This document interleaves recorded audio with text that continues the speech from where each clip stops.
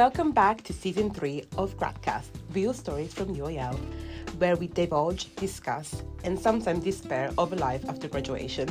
During this episode, we'll take you throughout UAL's grad's personal career journey, with the hopes that you'll be inspired, encouraged, and learn something new.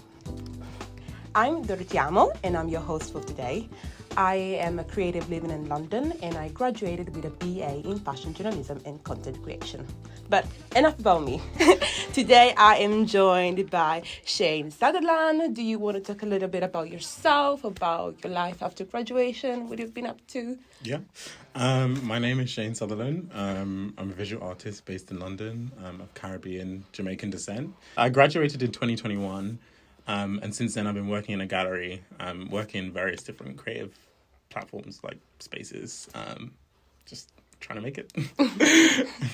And what was one of the main difficulties that you found after graduating from UAL? I think after graduating, one of the main difficulties I found was like a sense of direction. I graduated somewhat like in the end of the pandemic, so a lot of the last year was online. So there was a real disillusion towards the end of the course, and like what you could do or like how it would look kind of changed completely. So it was really like an alien space to be. So you felt kind of limited in terms of the opportunities that you could have had once graduated, and you were like, oh my God, what's happening right now? Exactly that, because even we didn't even have like a degree show, like a physical degree show, which I'm aware that for most grads is like the main time when people speak about their work and people hire from that and all sorts. But enough about the pandemic. Let's talk about what are you up to right now. It's been 3 years. My math is not mathing. It's been 3 years since you graduated. What are you up to right now? What are you working at? And I've had a look online, and you've been doing some really interesting visual stuff. So let's talk about it. So I've been working in a gallery steadily since I graduated. So I used to work there full time, but I now work there part time, which has allowed me a lot more time to do creative endeavors alongside. But mostly I've been working in galleries as a gallery assistant or creative producer. I'm always trying to keep it within the creative realm, and within the reachability or tangibility of my actual practice, because that is where my focus is kind of paramount, that my practice is at the front. But yeah, that's pretty much what I've been doing. And I've had a look online, and you've been working on an exposition. Do you want to talk about briefly what it's about and what inspired you to work on this work of art? Yeah, so I had the opportunity to create a show, and this came about really quickly as well. I literally worked on this over the last month and a bit, and I found out at the beginning of that month that I could do an exhibition. But luckily, I've had this idea in my head for a while. But it's my first time creating something physically, and in this sort of scale and with a budget bigger than any budget I've worked with, really. So it was really interesting, working in new ways, but also really familiar. I see it as sort of an extension of my practice in that it's a way of collaborating with people, whilst including my own work, but also looking at other work that inspires my practice or is adjacent to, in my mind, to my practice. Just to clarify, how did you came across this opportunity? Did you look for it? Was it through work? Was it through funding? How did you manage to create this work of art? So it's actually through my job, because I've been working there for 3 years, and I'd always been clear with them that I'm interested in creation. Creation is kind of where I'm wanting to push my I guess professional pursuit. So they always kind of are aware that I had interest in doing it, but it's just really lucky that at this time of the year we've had an opening in our programming that has just allowed me to do what I wanted to do, and exactly how I wanted to do it. But it also feels like a long time coming because I've been there for a while. Yeah. It's like meritocracy at the end of the day, when you work so hard, you show your appreciation for the job, it's funny, rewarding in a sense to see them looking at you as a potential contributor to the gallery. Exactly. And what was your biggest takeaway from this experience, seeing people looking at your craft and your work? What were the reaction like, your impressions? I think my biggest takeaway is more like I have now more belief in my practice and what I'm doing. Whilst I've been working at the gallery, I've been working other jobs in other galleries or other institutions as creative producer, but for some reason, like in my current job, it's kind of been overlooked that I have some of the skills that I have. So I think being able to put on this exhibition has proven to me, and also proven to people that employ me or that work with me, that I can do these things and I have the skills and I have the knowledge to do so in ways that I think they didn't really see, or that was a bit of an oversight before. Yeah, it's a self-rewarding. Yeah, no, genuinely, yeah. And what kind of advice would you give to people? Like, would you recommend them to, maybe to new graduates, to put themselves out there? Mm-hmm. Like, also, which advice would you give them when you're working on a big project like this one, and at the same time you have a full-time job or a part-time job? Which advice would you give them to balance the two things all together without going nuts? Well, I'm still trying to work that out, frankly. But I think a good means of practice is to always try and nourish your practice. If you need to take time after graduating, take time away from your practice. But always sort of set clear intentions about going back to it. You can do it in small steps, like writing a list of things that you want to make, or every idea you have, just jot it down. Like I said, the exhibition that I've just curated, I had an idea for ages ago. It's literally just in a notebook that I just had to look back at, and they had names and everything. Like, it's, just always be thinking about your practice, at least in the back of your head, even if you have to, work in a job that isn't creative, because rent has to be paid at the end of the day. Cost of living. Rent, do you know what I mean? Rent has to be paid. But if you can align yourself with a job that's in the creative industry, that's somewhat relaxed, I guess. It doesn't have to be relaxed, but I think that works really well for me. That's somewhat relaxed. It allows you a lot of leeway and time and understanding, because people get that you're wanting to have an artistic practice outside of your job. They get that it's this is a job and this is... Yeah, I just need this to get on by. Exactly, It won't be my full-time life. I can enjoy it, but it's not I'm making my art in the back. I'm making my art in the back. After I'm done, going back to the art. So do you have any scenarios of any experience where you felt like you had some difficulties within the industry, you were putting in a spot, you were like, oh gosh, what's going on? I'm not going to name any names, but I have had instances where, and this kind of goes back to what I was saying about being confident in yourself, is where institutions come to me to do a job and then don't have the belief that I can do that job, and it comes down to me to really pressure and keep doing what I'm doing to show that I can, and it's kind of frustrating in a way that sometimes you have to fit boxes to show that you can do what you can clearly do. Can I ask you a tricky question? Yeah, go ahead. You feel free not to reply. Yeah. Okay. This was my experience after graduating. When you graduate, a lot of companies, a lot of people, they like taking advantage of you. I see the eye roll. I see the eye. They like taking advantage of you, and especially not paying you fairly. Mm-hmm. What was your experience like as an artist in the creative industry? You don't have to give me numbers.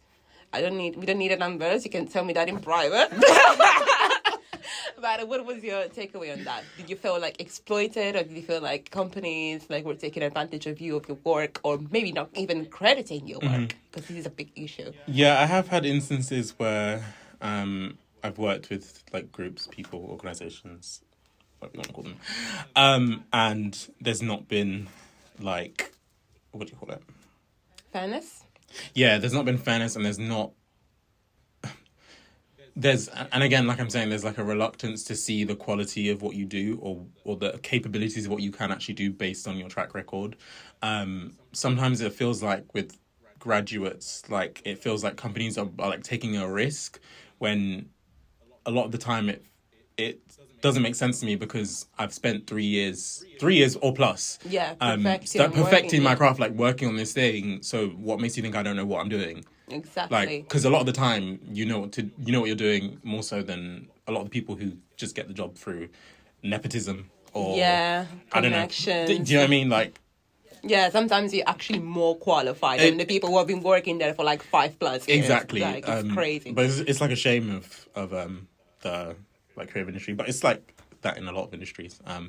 The like younger you are, the like newer you are to something, then you're not really And taking the it less seriously. trust Yeah, and exactly. so on. Like, it's in Italy we say it's a dog that bites his own tail.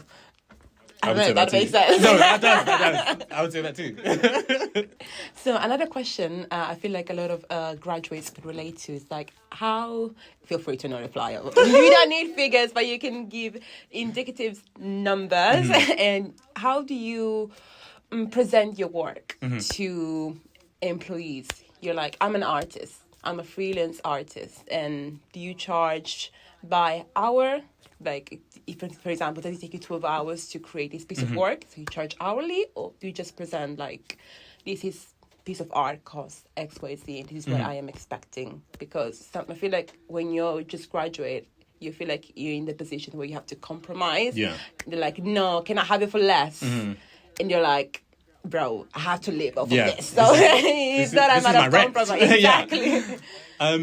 It's hard to say really because like I think I've struggled with this as well. Even like having graduated 3 years ago, like I think I'm trying to work out where I think I sit. But I think something really important is like set yourself a high price. Your work is hard. Like if you work at your practice with enough time, set a high price within the hundreds.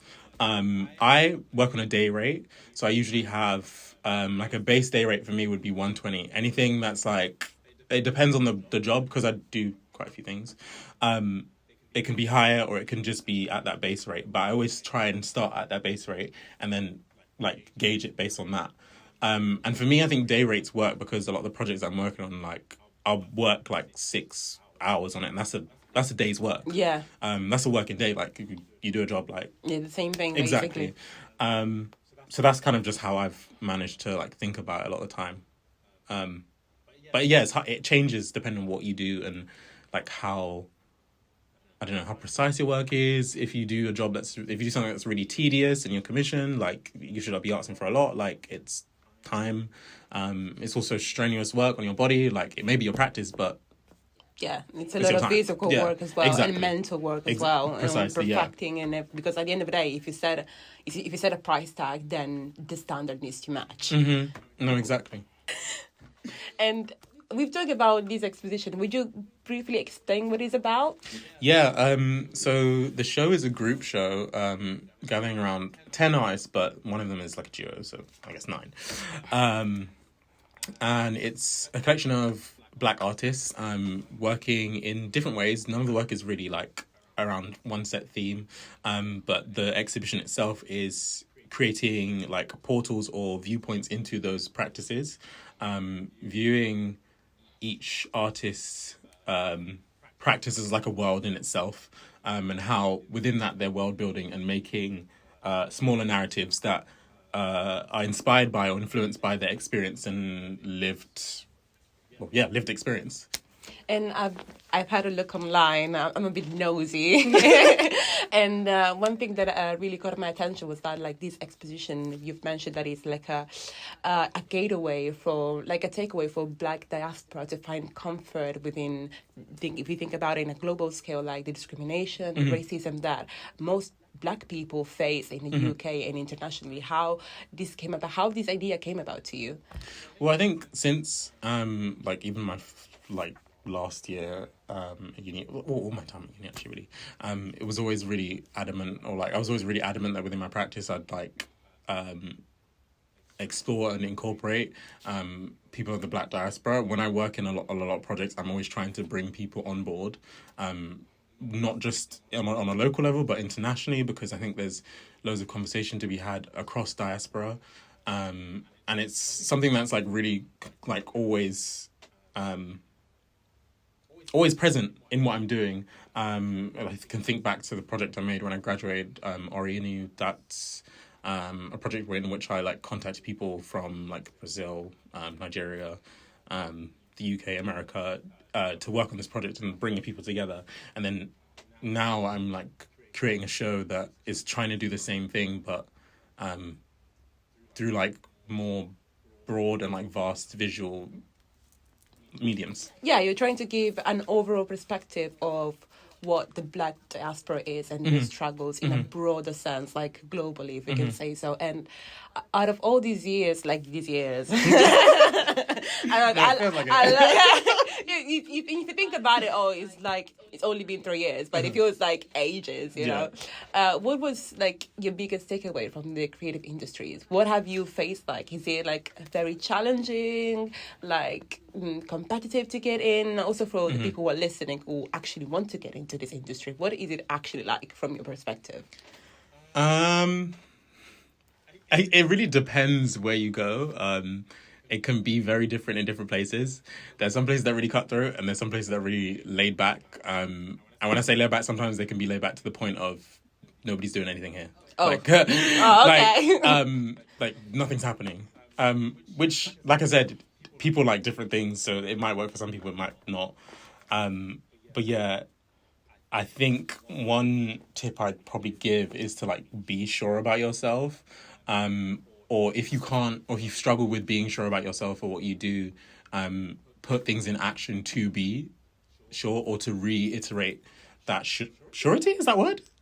I guess we're gonna so. go with sure. we're gonna go with that as a word. I don't know. Yeah.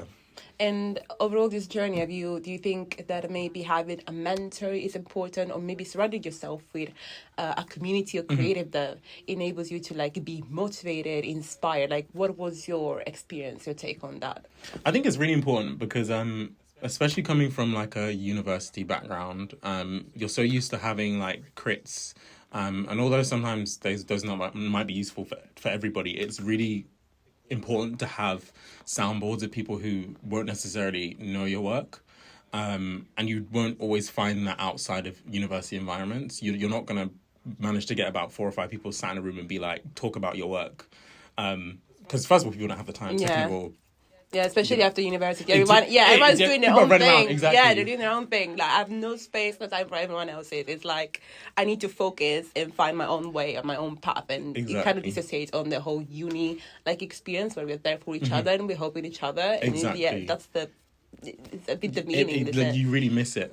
But yeah, I think if you can find like a group of people or like some people who align with, it doesn't even really have to align with your practice, but some people that understand some bits about your practice, and then you can just bounce things off them. I have like, I think various people that I kind of rely on and like bounce things off at different points in the month or day or whatever. I'm quite lucky that like I have friends that will just give me like honest feedback in that way. And what are your future goals, like, for the time being? So you have your exposition, like, are you taking a break? Are you working already on something else? What's the tea? No rest for the wicked, so I'm not taking a break. I would like to take a break, but I actually think at the point that my practice is at, I think it's really good for me to persevere on. Not to the detriment of my own mental health. No, of course. But I really think, yeah, for me, like persevering right now with my practice will be really good for me. I'm trying to think. No pressure. Well, how do you think you could evolve your practice at this point where you're at? Is it a way of maybe having more connection with different people from the Black diaspora, from Italy, from Europe, because you mentioned America, Africa, like what is the next step for you? I think that's definitely on my like future bingo card, let's say. Like I'm trying to like make more connections, make more grandiose work, make stuff that's more like layered and speaks to more experiences within the diaspora, because there's some things that I wouldn't have experienced, some things that people that I'm best friends with would experience, and I don't know, there's sometimes I want to speak to all these things and like in ways you can't without bringing people on, and that opens like wider conversations, which I think is something I'm always really interested in. Yeah, creating a community. Yeah. Exactly. Yeah. A community that's beyond like borders and bounds. Cute. So, considering like your experience and your journey through COVID, non-COVID, what is the biggest advice that you think of giving to the people listening to us? People who are graduating and nearly to the point of graduating, and they're like, "Oh my God, what am I going to do with my life?" Like the creative industry is so hard. Like there's so many things going on. What's the biggest piece of advice that you feel like of giving to them? Biggest piece of advice. It's funny that I actually can't think of like one piece of advice that is like the go-to. If I can think of something that really inspired me from what you said, is like to be bold and to like go up, be confident within yourself and go after what you actually want and desire. Because I feel like when you're graduated, you're like, oh my God, I'm inexperienced. Like, no one's gonna hold you up. Exactly. Like I do have the skills, but maybe I don't have enough experience to work within this industry. And I feel like a lot of people walk above your head, but if you have like the confidence, like for example in your scenario, in your case of being like, yeah, I'm an artist, I have my work, I have my skills, I have studied, I have studied, and if you go up to people like in professional environments, in work environments, with your head high, saying, I know how to do this, I've got this, and I can prove to you that I actually have the skills for it, then you're done. Like it's all about confidence. You asked it for me. That's the big takeaway. You can add. Feel free. That is the big takeaway. Like, just be really confident in your practice. Thank you so much for joining me today, and thank you very much to our host Shane. It was really lovely talking to you today, meeting you today, and getting to know about your craft. And thank you very much for listening to UAL Gradcast, the real stories from UAL. We hope we managed to entertain you today and to motivate you, and you're not alone in this journey.